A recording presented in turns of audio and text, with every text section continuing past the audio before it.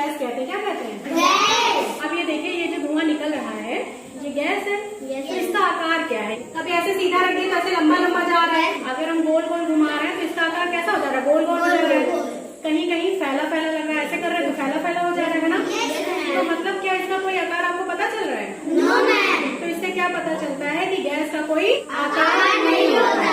इसको हम जैसे घुमाएंगे ये उसी का आकार ले लेगा। ठीक।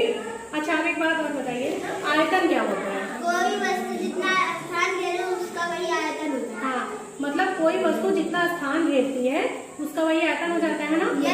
जैसे जो गुब्बारा है, पहले हम नहीं फुलाए हैं, ठीक, तब उसका आयतन ज्यादा है कि अगर हम गुब्बारे में हवा भर देंगे तब उसका आयतन ज्यादा है? क्योंकि हवा भर देंगे गुब्बारे में, पहले इतना छोटा सा पिचका पिचका रहेगा, अगर हवा भर दिए तो फूल जाएगा, तो इतनी जगह घेरेगा, है ना।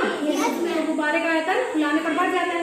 उसी तरह मान लीजिए कमरे का खिड़की दरवाजा सब बंद कर दीजिए, ठीक, तो ये धुआं क्या होगा? पूरे कमरे में भर जाएगा, मतलब ये पूरे कमरे भर की जगह घेर लिया, ठीक। अब अगर ये जो गैस है, मतलब ये जो धुआं है, इसको हम बाहर लेकर के जाएंगे, खुले स्थान पर लेकर के जाएंगे, तो ये धुआं क्या होगा? पूरे वातावरण में फैल जाएगा, है ना।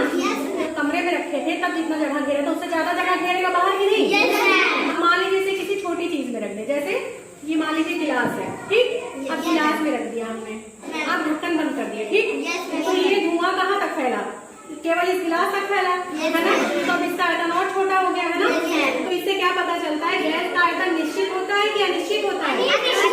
अनिश्चित होता है ना। कमरे में रखो तो कमरे के बराबर जगह घेर रहा है, बाहर ले जाए तो पूरे वातावरण में जगह घेर ले रहा है, फैल जा रहा है ना। और गिलास में रखो तो गिलास भर का जगह घेर रहा है ना। तो इससे क्या पता चला कि जो गैस होती है उसका आकार और आयतन दोनों अनिश्चित होता है ना।